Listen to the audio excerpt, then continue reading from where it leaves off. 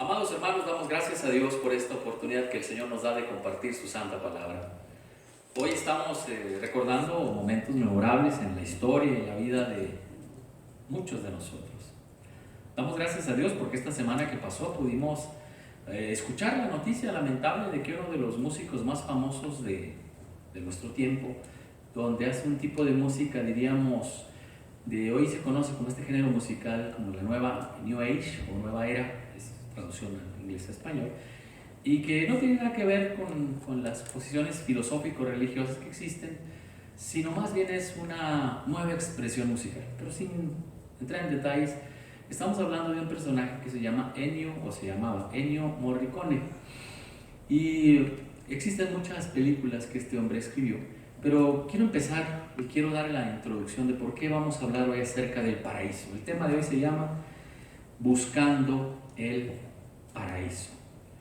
Buscando el paraíso. Y la razón por la cual lo estamos haciendo de esta manera, mis hermanos amados, es precisamente porque estamos meditando en este tema que dijimos, es en búsqueda del paraíso. Precisamente porque este personaje del cual hemos hablado, que acaba de fallecer, ya un hombre de edad, que es un músico, dirige orquestas, escribieron una película hace mucho tiempo, no él, sino otras personas, y él musicalizó esta película.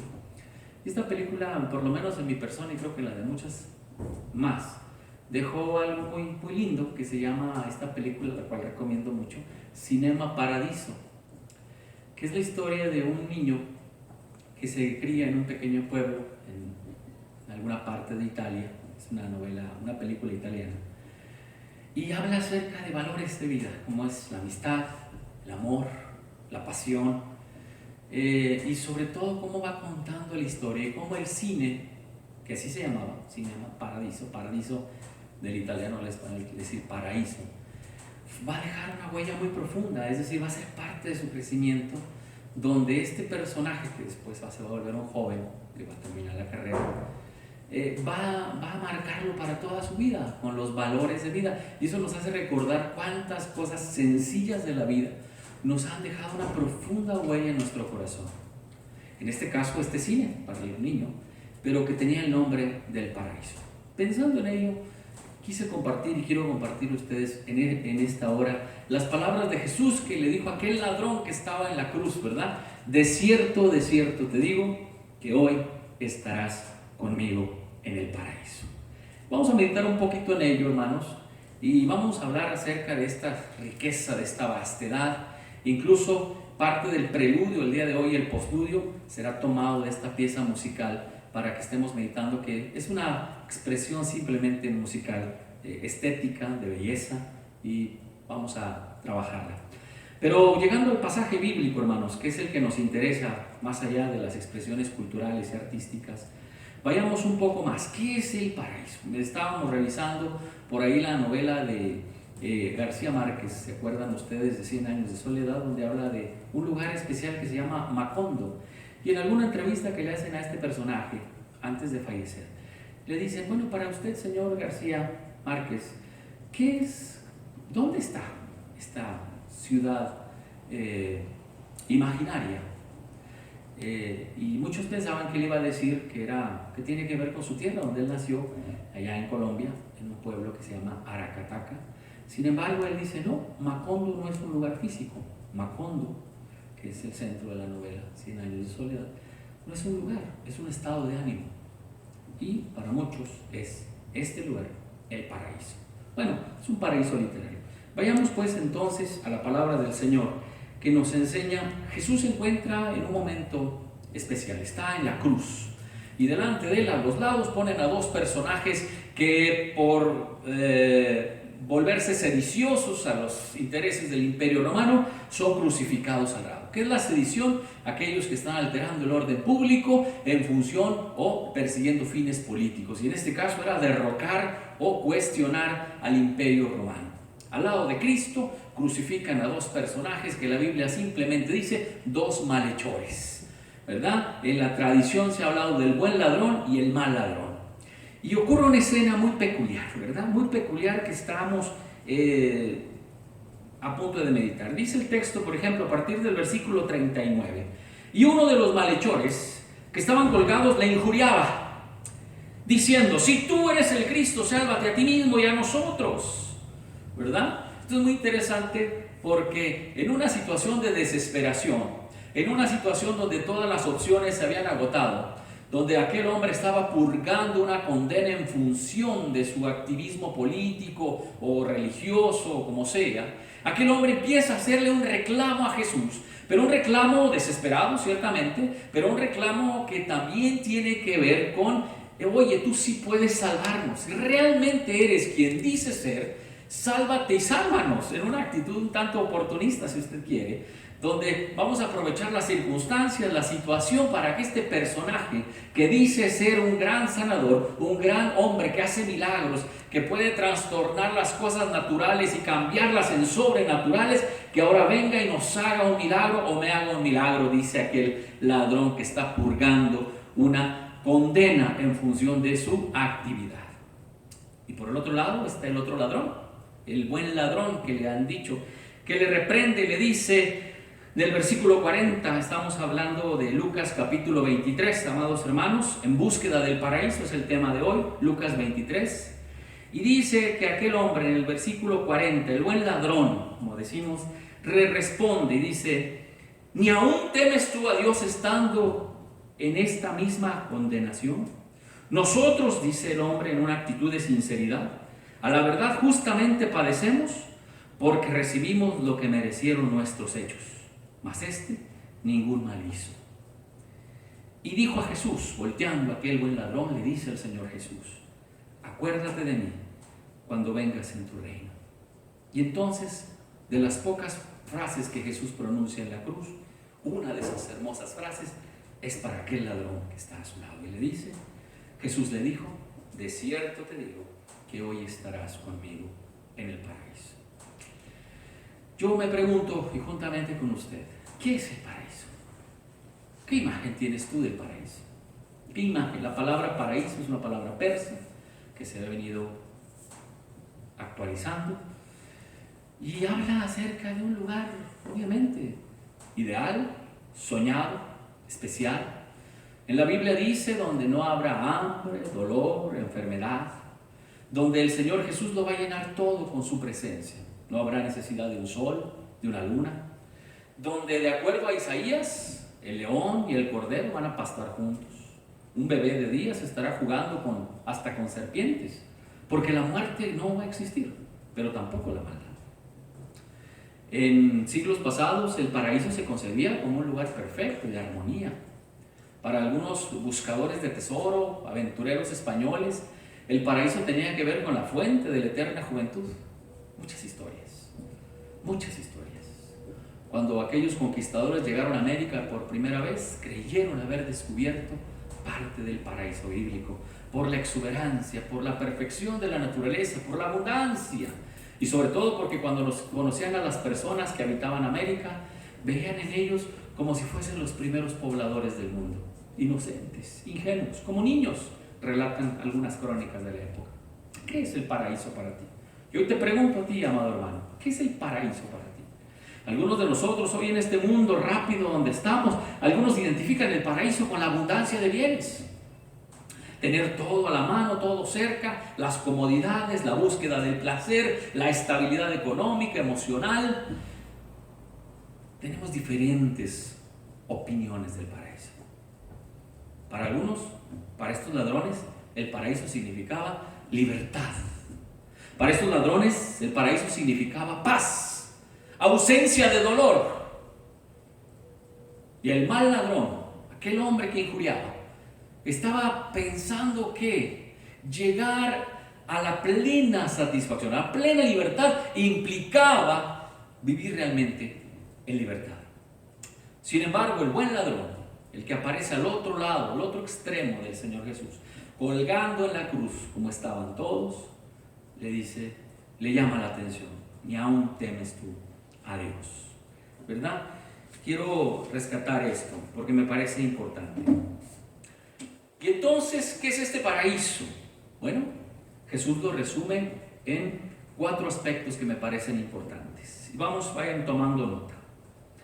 Primero le va a decir cuando él le suplica, ¿verdad? Acuérdate de mí cuando vengas en tu reino. Y antes de entrar a estos 4 aspectos, vemos un aspecto previo. En el buen ladrón ocurre algo que en nuestra enseñanza se llama la conversión. Aquel buen ladrón experimenta una conversión. ¿Cómo? ¿Cómo lo experimenta? Por medio del Espíritu Santo actuando en su vida, y en medio del dolor, en medio de la aflicción, donde ya no hay opciones, donde se acabaron los recursos. Quizás en su momento era un hombre habilidoso, conocedor, estratega, astuto, todo lo que tú quieras, pero cayó. Como dije al principio, no eran ladrones estos, no eran de aquellos que se toman cosas que están tiradas. Eran considerados sediciosos políticos. ¿Qué quiere decir esto? Eran hombres que albortaban a la gente en contra del imperio. Quizás eran grandes oradores, quizás tenían habilidades para comunicar mensajes, eran grandes anunciadores, no necesariamente predicadores, pero sí invitaban a la gente a que se rebelara contra el imperio que los estaba sometiendo. Diríamos en otras palabras y desde otro enfoque, eran una especie de libertadores del pueblo de Israel. Y el castigo, según sabemos por la historia, nos lo comentan por ahí, para este tipo de personajes que se consideraban sediciosos porque alteraban el orden público, estaba diseñada la cruz como un castigo ejemplar para todos aquellos que quisieran hacer lo mismo y morir en la cruz. Los crucificaban, y lo comento como paréntesis, completamente desnudos, con una vergüenza, con una exposición al público, y morían precisamente ahí, colgados. Y ahí se les dejaba, a veces por días, por semanas, de tal manera que los animales, que el sol, que el tiempo hicieran su trabajo, y finalmente aquellos cuerpos muertos cayeron al piso completamente deshechos. Era una situación de repugnancia, de vergüenza, de completo terror, para poder asustar a todos aquellos que osaran, según lo entendemos, levantarse en contra del imperio. Bueno, pues esa misma condena es para estos dos y para Jesús también. Y alguien dirá, bueno, pero Jesús, ¿cómo es esto? Que era un activista. No, Jesús juntaba multitudes, dice el texto, y lo confundieron con un hombre que se rebelaba a las instituciones. Incluso una de las condenas es, le enseña a la gente a que no debe pagar impuestos. Y bueno, finalmente nuestro Señor está ahí, es lo importante. Y ahí ocurre la conversión del buen ladrón. ¿Cómo? Viendo a Jesús a su lado, viendo a Jesús sufriente, pero el sufrimiento de Cristo está transformando vidas. El sufrimiento de nuestro Dios, que parece una derrota, la verdad es que es una victoria, porque está venciendo el pecado y a la muerte, y al final va a decir, consumado es. Aquel hombre que está a su lado mirando a Jesús, aquel hombre que seguramente conocía de la fama de Jesús, igual que el otro ladrón, están ciertamente expectantes. Uno haciéndole reclamos, haciéndole injurias, y el otro a la expectativa, esperando respuestas, esperando consuelo, esperando amor. Y la pregunta para nosotros hoy es también, ¿qué tipo de persona eres tú? Aquel que está del lado incorrecto de la historia, haciéndole reclamos a Dios, diciéndole, ¿por qué no haces esto por mí? ¿Por qué no me respondes cuando te pido? ¿Por qué no actúas conforme a lo que yo quiero y lo que yo necesito? En cambio, el buen ladrón está diciendo, por favor, en este ruego, en esta súplica, cuando tú regreses, porque yo sé que vas a volver, acuérdate de mí. No le dice, ven por mí, acuérdate de mí, acuérdate de mí. ¿Cuál eres tú, amado hermano? Aquel que le reclama a Dios cuando Dios aparentemente no cumple tus caprichos o tus deseos, como aquel hombre que estaba colgando en la cruz. ¿O eres aquel que está diciendo, Señor, si merezco algo, acuérdate? Hoy quiero meditar contigo en ello y quiero que abundemos en eso. Aquel buen ladrón experimenta la conversión. Aquel hombre sufre una transformación poderosa, portentosa, porque la Biblia dice que nadie puede llamar a Jesús Señor si no es por el Espíritu. Y aquel hombre está tocado por Dios, de tal manera que ahí en la cruz, colgando, muriendo lentamente, en el último suspiro, en los últimos respiros que le toca, tiene tiempo para suplicar. Hay gente que aún muriendo está maldiciendo. Hay gente que aún muriendo, cayendo, perdiéndolo todo, prefiere vociferar y empezar a lanzar maldiciones contra todo y contra todos, porque la vida no sirvió, la vida no le funcionó. cuando se nos olvida que la vida es un regalo de Dios, que la estabilidad y la tranquilidad también es un regalo de Dios. No es algo que tú y yo construimos, es un regalo de Dios. Hay algunos que están caminando libres, hay algunos que están ahora mismo en una cruz, sufriendo, batallando, cargando, siendo expuestos a la vergüenza, al señalamiento, a la crítica, al cuestionamiento. Hay algunos que están enfrentando la consecuencia de sus actos, buscando la redención y el perdón. Algunos se han equivocado y están en la cruz y dicen, pues con mucho orgullo estoy aquí. En cambio, el buen ladrón reconoce y dice, nosotros hicimos algo y por eso estamos aquí. Y aquella súplica es la súplica de un hombre que se sabe perdido y que la única opción que tiene es Jesús. Pero hay que suplicar. Hay muchos que no le piden al Señor, le exigen. Hoy en algunos grupos religiosos se han dedicado a exigirle a Dios, a reclamarle a Dios. Incluso le enseñan a voz en cuello a algunos predicadores, y lo digo con mucho respeto, pero no comparto esa idea de que tú tienes que reclamar tus promesas. Tienes que reclamarle a Dios las promesas que te hizo. Hermanos amados, la Biblia no dice semejante barbaridad. La Biblia dice que tenemos que llegar. El Salmo número 5 dice, vendré de mañana y me presentaré delante de Él y esperaré. Y que el apóstol Pablo dice que con ruegos, con súplicas debemos llegar al Señor. Hemos vivido el ego tan grande del hombre y particularmente del hombre creyente que ahora cree que puede darle órdenes a Dios. Lo mismo que hacía aquel mal ladrón, por favor, hazlo por ti y hazlo por mí. Si de veras eres quien dice ser. Algunas veces en nuestra desesperación le decimos, Señor, si tú de verdad eres Dios, haz esto y esto y esto por mí. Y pedimos una cantidad de cosas que a veces ni siquiera sabemos para qué las queremos.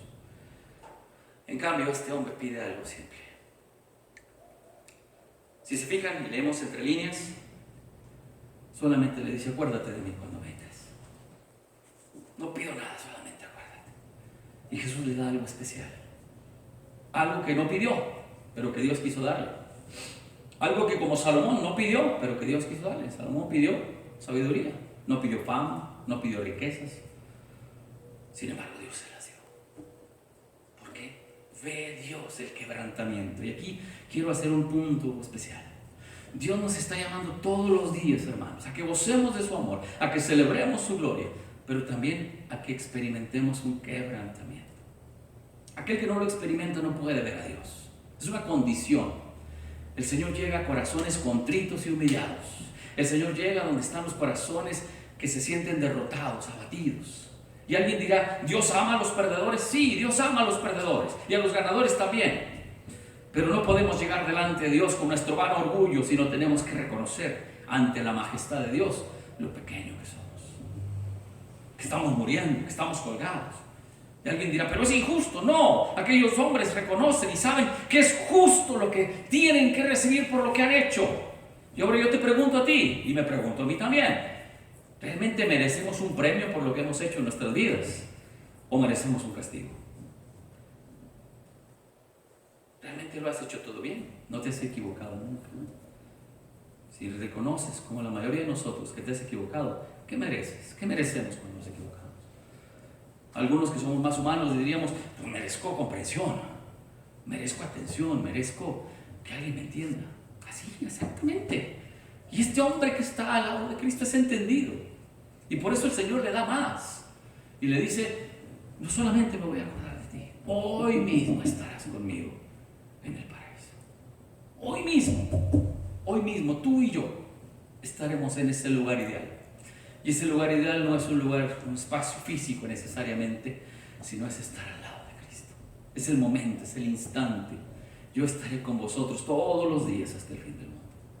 Ahora sí, 4 cosas vamos a destacar de la palabra de Cristo dada para aquel ladrón. Primero, la palabra del Señor es verdadera. Jesús no miente, todo lo que dice lo cumple. Y Jesús le dice, hoy estarás conmigo en el paraíso. Y la palabra hoy significa, hermanos, la primera cosa, habla de instante, momento, el tiempo. Dios es el dueño del tiempo. ¿Cuándo será? ¿Mañana? ¿Dentro de unas horas? Hoy estarás conmigo.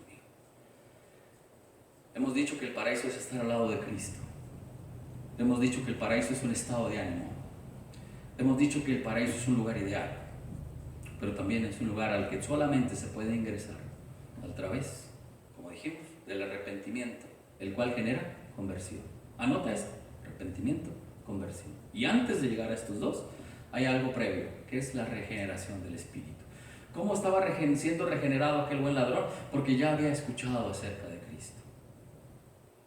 Regeneración, arrepentimiento, conversión. Tú y yo necesitamos vivirlo todos los días. El día que no lo vivas, hermano amado, hermana amada, simplemente es que no hemos tenido contacto con el Dios de amor. Hoy estarás conmigo, hoy, este es el día, no hay mañana. El día de hoy el Señor lo hizo para mostrarte su gloria. Y su gloria tiene que ver con su presencia. Y su presencia implica su poder, su gracia, su amor, su misericordia, la cual te da vida y vida en abundancia. Hoy es el día, no mañana. No estamos hablando de aquello que viene. Alguien podrá decir: es que hoy no puedo ir a la iglesia, pero mañana voy, mañana me arrepiento y mañana hago todo lo que está diciendo el pastor.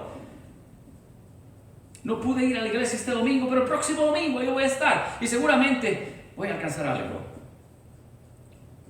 Siempre pensamos en el futuro como si el tiempo nos perteneciera. Siempre pensamos en el mañana como si el mañana fuese nuestro. La verdad es que Dios es el dueño del tiempo y Él dice que hoy es el día. Este es el día que hizo el Señor, dice un canto. ¿Qué significa verlo de esta manera? Significa que el día de hoy domingo, es el día donde tú y yo necesitamos un reencuentro con Jesús. Reconócelo, tú y yo estamos también en esa cruz. Pero no vayas a ser como aquel ladrón que está exigiendo, que está reclamando, que está cuestionando a Dios y le está diciendo: ¿por qué? ¿Por qué no hiciste lo que prometiste? ¿Por qué no haces lo que yo necesito? En cambio, tenemos que ser humildes, suplicantes, rogando: Señor, acuérdate de mí. Hoy es el día, primera cosa. Segunda cosa, hoy estarás. Estar. La enseñanza nos dice que debemos de tener la certeza de estar confiando en la palabra preciosa de nuestro Dios. Nos debe dar seguridad. Leer la Biblia, hermanos, no solamente es obtener conocimientos, nombres, datos, circunstancias, historias. Leer la Biblia es un encuentro con Dios. La palabra de Dios nos santifica. ¿En qué sentido? Que nos hace más limpios, sí, pero también nos purifica al estar conociendo más el ser de Dios. La verdadera purificación ocurre cuando conocemos más y mejor a Dios, porque cuanto más le conocemos, más le amamos y pecamos menos. Esa es la idea. No solamente le conozco para definirlo como si fuera un objeto de estudio. Lo conozco precisamente. ¿Qué conozco de Dios? Lo que lo define. ¿Qué define a Dios? Su amor. Porque cuando conozco su amor, lo conozco no solamente como concepto, sino como práctica. Es decir, conocer a Dios me lleva a la práctica. Y cada vez que yo practico ese amor precioso con mis hermanos, con mis hijos, con mi esposa, con mis semejantes, estoy viviendo con Dios. Estar con Dios es lo importante. Hoy te invito a que estés con Él. Una tercera cosa, hermanos, que es importante conocer acerca de lo que hemos venido platicando, acerca de cómo el Señor se revela en nuestras vidas y cómo nos muestra su misericordia y sobre todo su voluntad, es a través de esta tercera situación. Ya vimos la palabra hoy, ya vimos estarás, y ahora viene la tercera, conmigo. Esto habla, después de la prontitud, de la seguridad, habla de la compañía. El Señor Jesús en Mateo 28 le dijo a sus discípulos: yo estaré con vosotros todos los días hasta el fin del mundo. Habla de cómo el Señor mantiene su comunión con nosotros por voluntad de Él. Él quiere estar con nosotros. Él desea estar a nuestro lado. En medio de tus luchas, tus pruebas, tus preguntas o las mías, Dios siempre está a nuestro lado. Él nunca nos deja. Algunos pensamos o piensan en momentos de desesperación que ese paraíso no es un paraíso, es un infierno. Hay gente que lo dice literalmente, lo grita a los cuatro vientos. Es un infierno la vida, es un infierno la casa, es un infierno las situaciones, la economía, la ausencia de trabajo, lo que realmente nos hace y nos afecta en nuestras comuniones o situaciones personales. La palabra del Señor es clara cuando el Señor dice: conmigo. queremos estar a su lado. La experiencia del paraíso no es el lugar, no es la cantidad de bienes que podamos poseer, no es la plenitud, no es estar un ratito en la playa así holgadamente, ¿verdad? Placenteramente, haciendo como que no pasa nada o como que pasa nada, sino la verdadera plenitud, hermanos, del Evangelio es la plenitud de Cristo. Y esa plenitud tiene una característica, es liberadora. Y lo liberador es transformador. La experiencia de Jesús a nuestro lado es no solamente sentir como si nos hiciera aquí en el cabello Jesús diciendo, tranquilo, todo va a estar bien. Quizás eso es una parte, es decir, sentir la seguridad del Señor, la confianza de que Él está conmigo. Pero también tenerlo a Él cerca es experimentar paz, experimentar armonía, pero también experimentar gozo, alegría. Pero también, y agrego un tercer aspecto que me parece importante, experimentar dinamismo. El Señor nos activa, el Señor nos mueve, el Señor nos dirige. ¿Para qué? Escuche usted, no solamente para estar en una actitud hiperactiva, de estar inquietos yendo de aquí para allá, no, sino para ser testigos de su gloria. Eso es realmente lo que implica en la plenitud de Cristo. Y me seréis testigos, dice el Señor, cuando hayas recibido el poder del Espíritu. Es decir, el estar con Cristo es estar en paz, estar en calma, estar gozoso, pero también estar activo, anunciando la palabra del Señor con mi vida, con mis palabras, con mis gestos, con mis acciones. Amados hermanos, el Señor nos está llamando a que entendamos que ese paraíso no solamente es a lo que viene cuando tú y yo muramos, sino que ese paraíso está ahora delante de nosotros, descansando nuestros pies, pero también activándolos, moviendo nuestros corazones, mentes, labios para anunciar esta palabra que da vida. Y puede haber muchas personas que están en la misma condición, viviendo y cargando su cruz a tu derecha y a tu izquierda. Jesús lo dijo, Jesús lo reconoció. El que quiera venir en pos de mí, niéguese a sí mismo, tome su cruz. Es decir, todos estamos llevando algo a cuestas. Esto no es nada nuevo. Pero llevarlo a cuestas no significa que va a ser constante y permanente. No significa que estamos condenados a ello. No, significa que aunque llevemos una carga a cuestas, ahí está mi Señor conmigo, ayudándome a cargar. O bien quitándome esa carga. Vengan a mí los que estén trabajados y cargados. Este hombre, este buen ladrón, estaba tremendamente cargado y sabe que Él es su única opción. Y dice, recibirás no solamente la liberación de tu carga, sino la experiencia sanadora, liberadora, transformadora de la presencia de Cristo en su vida.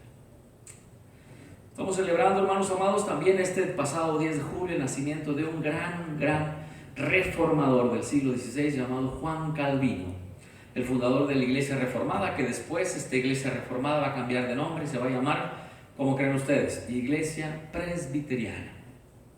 Así que debemos mucho a Dios por la vida de este gran hombre. Y entre las cosas que decía este hombre, llamado Juan Calvino, que ustedes pueden investigar sobre su vida más, es que a mayor conocimiento de Dios, mayor conocimiento tengo de mí mismo. Es decir, como el oráculo de Delfos, ¿se acuerdan ustedes de aquella expresión? Que decía por ahí, conócete a ti mismo. Hermanos, conocernos es conocer a Dios, conocer a Dios es conocernos. Conocer a Dios es conocerlo a través del único medio que nos ha dejado, que es su preciosa palabra, escudriñarla. Ahí es donde encontramos sus palabras, y no solamente sus palabras, sino también sus promesas, las cuales sostienen y sustentan nuestra vida. Finalmente, aquel ladrón que está al lado de Cristo vive bajo la promesa: estarás, te prometo que hoy estarás conmigo en el paraíso. Es una promesa. ¿Qué hizo el ladrón? Dijo, ¿lo pongo en duda? ¿Hasta no ver, no creer? Como lo diría Tomás. No, simplemente aceptó, porque el hombre ya había sido converso, ya había sido transformado por la acción del Espíritu Santo, y ahora estaba a la expectativa de la respuesta de Dios para su vida, de tal manera que el Señor, como dijimos, no miente, todo lo que promete, Él lo cumple. Y por último, hermanos, hoy prontitud, estarás seguridad, conmigo compañía, y por último, en el paraíso. Es decir, la verdadera bienaventuranza, la expresión máxima de la presencia de Dios. Cuando Adán y Eva estaban en el paraíso, hermanos, Dios les entregó un privilegio, el cual era de disfrutarlo todo lo creado. Pero no solamente eso, sino que la Biblia dice que tuvo el privilegio, Adán, de nombrar las cosas. Eso también lo dice el escritor colombiano en su novela Los 100 años de soledad, que en aquel pueblito, perdido ya, aparentemente, les tocó a ellos mirar la perfección, la belleza de la creación, incluso ponerle nombre a las cosas, recordando un poquito la imagen bíblica. Es por eso que esta novela es tan famosa, por todos esos elementos bíblicos, donde aparece el paraíso, donde aparece el apocalipsis, ¿verdad? Y entonces es tan rica la literatura, tanto la bíblica como esta literatura que se conoce como extrabíblica, es decir, por fuera de la palabra, que también vienen a edificar la vida de muchos de nosotros, pero nada como la palabra de Dios. Por último, estarás en el paraíso, en ese lugar que no solamente es perfecto, que no solamente es bello estéticamente hablando, que no solamente es rítmico, todas aquellas cosas hermosas que podemos pensar, sino que tiene una característica que lo destaca: es donde está Dios. Eso es lo que define un lugar. Y decíamos, es un estado de ánimo. Donde está Dios está la paz, donde está la paz está el gozo, y así sucesivamente.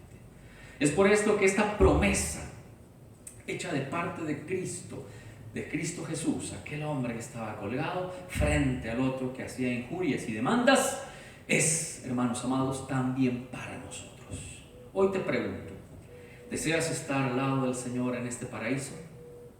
¿Deseas recobrar aquellos valores, como decíamos al principio, de amor, de amistad, de camaradería, de vida plena, de grandes recuerdos? Hay gente que recuerda su niñez y le duele y prefiere olvidarla. Hay gente que recuerda su pasado y le molesta, le inquieta, le incomoda, porque se equivocó tantas veces. La Biblia dice que el Señor hace nuevas todas las cosas. Y aún aquellos recuerdos, aquel pasado difícil, complicado, doloroso, Jesús lo transforma y rescata de una manera poderosa aquellos momentos, aunque hayan sido breves, hermanos. Los rescata y los pone en el presente para que definan tu vida y para que definan la mía. Es decir, el Señor hace una selección de cosas lindas, memorables, dignas de rescatar del pasado para que regresen al presente y nos proyecten hacia el futuro. Y aquellas cosas difíciles, complicadas, el Señor las sepulta, precisamente porque nos ama. Y este no es un problema de psicoanálisis donde tendremos que hurgar en el pasado para saber por qué tenemos esta conducta o aquella, no, sino es la misericordia del Señor que nos permite traer a la memoria las cosas que le dan sentido a tu vida y a la mía. Y por eso una de las cosas que está presente en nuestra memoria y en nuestro recuerdo es la palabra de Dios.